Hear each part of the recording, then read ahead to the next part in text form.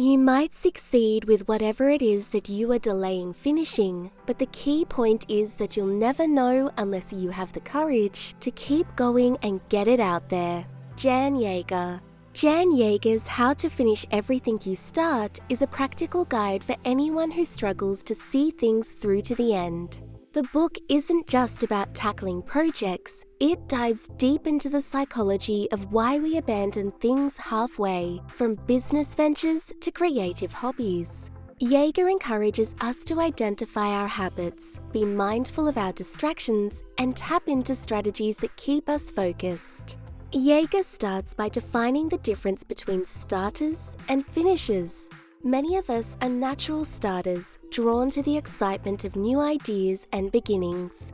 Finishers, on the other hand, have learned to push through boredom, setbacks, or the temptation of new projects. One of Yager's examples describes how a man named Steve loved starting new hobbies, from gardening to learning guitar, only to drop them for something new within weeks.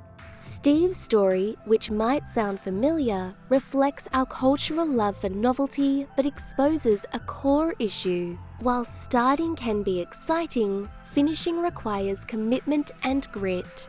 To bridge the gap between starting and finishing, Yager identifies the main obstacles that often derail us.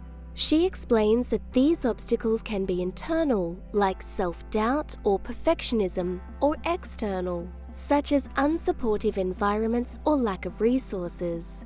She recounts a story of Mary, an entrepreneur who started a small bakery. Initially, Mary was fueled by her love for baking and the thrill of entrepreneurship. But when orders piled up and minor mistakes crept in, Mary's initial excitement turned into stress and self-doubt.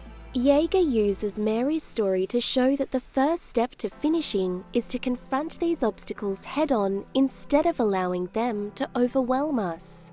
One of Yager's key points is the importance of breaking down big tasks into manageable steps. This sounds simple, but the author delves into how our brains can feel intimidated by the enormity of big projects. She describes the case of a writer named Daniel, who had been trying to finish his novel for years. Daniel loved the idea of being a novelist, but every time he sat down to write, he was daunted by the sheer amount of work ahead. Yager helped Daniel by suggesting he set smaller, achievable daily word counts like 500 words a day. This small, consistent goal turned Daniel's looming project into something manageable, and he eventually completed his novel. Yager emphasizes that small wins build momentum, and this micro-stepping is a game changer in staying committed. If you would like to reflect more on Jan's knowledge, consider grabbing a copy of her work for yourself. Click the link in the description for more info.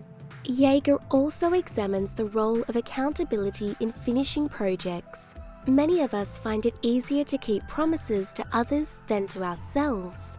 She suggests enlisting someone, a friend, coach, or group, who can check in with us and keep us accountable. In the book, she shares the story of Laura, a woman who struggled to finish her art portfolio for an upcoming show. Laura's mentor offered to review her progress weekly, adding a layer of accountability that pushed her to complete her work.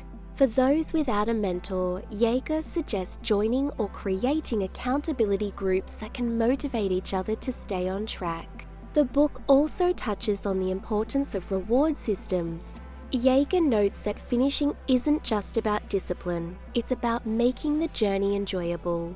She tells the story of Ben, who was trying to save up for a trip by cutting down on unnecessary expenses. To make his saving habit sustainable, Ben set small rewards for reaching each milestone, such as treating himself to a movie or a nice dinner.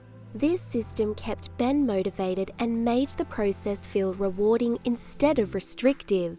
Yager argues that celebrating small victories along the way keeps the motivation alive and sustains us through tougher phases.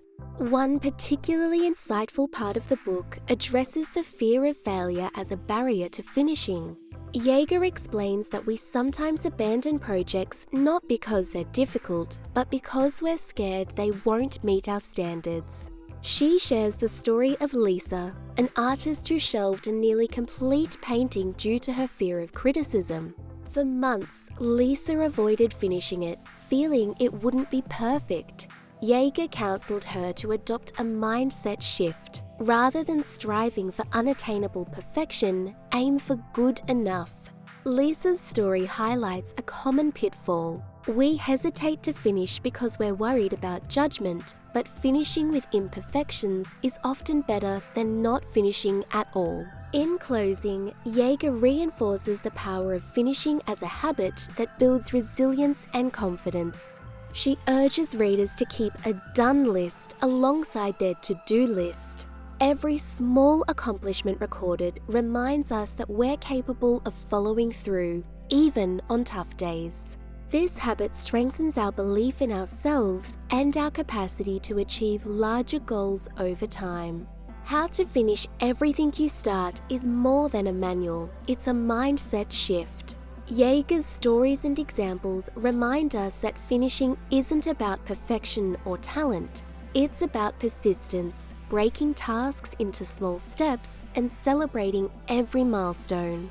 The book's warmth and practical advice make it an invaluable companion for anyone determined to become a finisher in a world full of distractions. For more tools on how to take action, watch our summary of Eat That Frog by Brian Tracy. See you shortly!